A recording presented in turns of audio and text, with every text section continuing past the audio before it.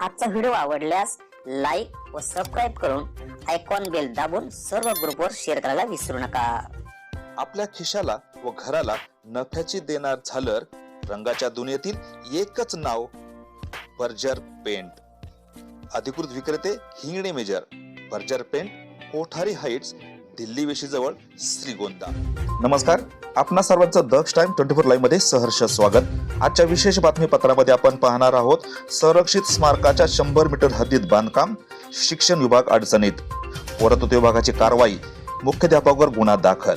याबाबत सविस्तर वृत्त आपण जाणून घेऊयात। श्रीगोंदा तालुक्यातील मांडवगण कात्राबाद येथील राष्ट्रीय संरक्षित स्मारकाच्या हद्दीत जिल्हा परिषदेच्या नव्या वर्गखोल्यांचे बांधकाम सुरू झाल्यानं मोठी खळबळ उडाली आहे। पुरातत्व विभागाने या प्रकरणी संबंधित मुख्याध्यापकावर गुन्हा दाखल केल्याची माहिती समोर आली आहे। मांडवगण कात्राबाद येथे 13व्या शतकातील हेमाडपंथी शैलीतील पूर्वाभिमुख दगडी मंदिर आहे। दगडी शिल्पकलेचा अप्रतिम नमुना मानल्या जाणाऱ्या या मंदिराला राष्ट्रीय संरक्षित स्मारकाचा दर्जा देण्यात आला असून ते आर्कॉलॉजिकल सर्व्हे ऑफ इंडियाच्या ताब्यात आहे।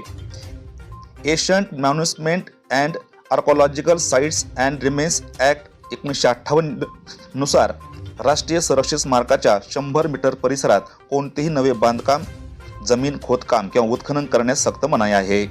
तसेच पुढील 200 मीटर क्षेत्र नियंत्रित क्षेत्र मानले जाते। त्या परिसरात कोणतेही बांधकाम करावयाचे असल्यास पुरातत्व विभागाची पूर्व परवानगी घेणे आवश्यक असते। याच मंदिरालगत जिल्हा परिषदेची 19व्या शतकातील जुनी शाळा आहे। जिल्हा नियोजन मंडळामार्फत शाळेसाठी 2 नवीन वर्गखोल्या मंजूर करण्यात आल्या होत्या। त्यानुसार RCC पद्धतीनं बांधकाम सुरू करण्यात आले। मात्र हे बांधकाम संरक्षित क्षेत्राच्या मर्यादेत होत असल्याचे निदर्शनास आल्यानंतर पुरातत्व विभागाने तात्काळ हस्तक्षेप नोंदवला।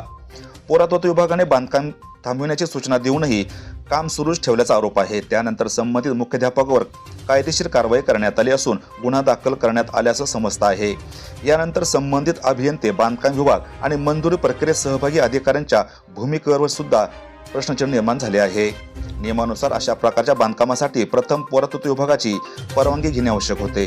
जिल्हा परिषद, बांधकाम विभाग आणि स्थानिक प्रशासन यांच्यात आवश्यक समन्वय झाला नसल्याची शक्यता व्यक्त होत आहे। संबंधित आराखडा मंजुरीसाठी पाठविताना संरक्षित स्मारकाच्या हद्दीची नोंद घेण्यात आली का, हा प्रश्न आता उपस्थित होत आहे। सध्या वर्गखोल्यांचे बांधकाम थांबविण्यात आले असून ते या बांधकामाला पुरातत्व विभागाकडून परवानगी मिळणार का, तसेच दाखल करण्यात आलेला गुन्हा मागे घेतला जाणार का, याकडे संपूर्ण गाव, तालुका आणि शिक्षण विभागाचे लक्ष लागून राहिले आहे। मांडवगण कात्राबाद येथील संरक्षित स्मारकाच्या हद्दीत सुरू असलेल्या शाळेच्या बांधकामावरून मोठा वाद निर्माण झाला आहे। पुरातत्व विभागाने संबंधितांवर कारवाई केली असून आता या प्रकरणात पुढे नेमके काय निर्णय होतो याकडे मात्र सर्वांचे लक्ष लागले आहे। आजच्या खास वृत्तावर तुर्तास इथे थांबू, पुन्हा भेटू नवनवीन बातम्यांमध्ये। तोपर्यंत जय हिंद। दक्ष टाइम 24 लाईव्ह साठी श्रीरंग साळवेसह दत्ताजी जगताप, श्रीगोंदा, अहिल्यानगर।